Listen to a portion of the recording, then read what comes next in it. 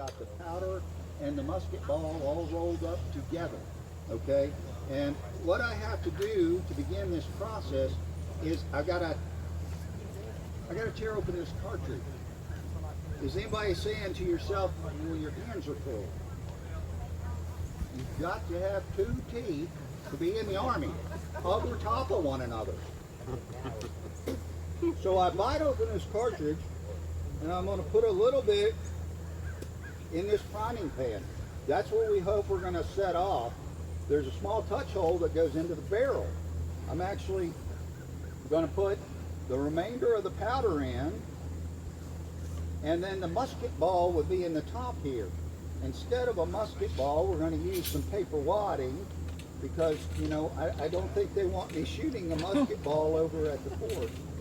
Now, one of the important orders when you're training and drilling and learning to load a musket is return your rammer.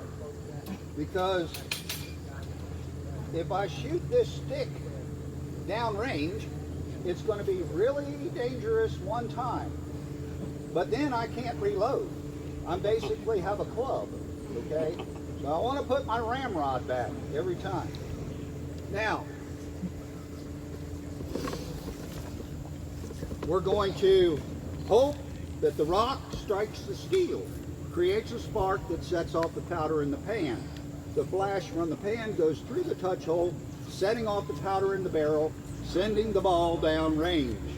Now that's a whole lot of ifs. Let's see if it works. Cover your ears.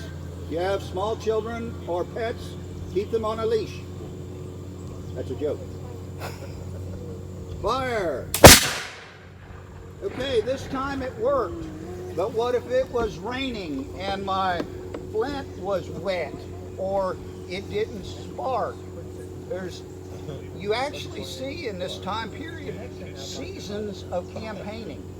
They're going to pack everything up and go into their forts or go into their camps in the wintertime, because these things don't work in bad weather.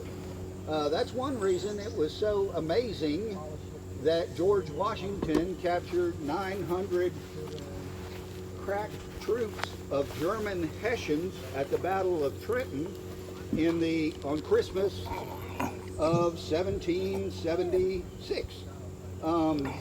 He had to cross the ice-choked Delaware River in rowboats in a snowstorm, and it was perceived by the German mercenaries, nobody's going to be out in this kind of weather with these kind of muskets.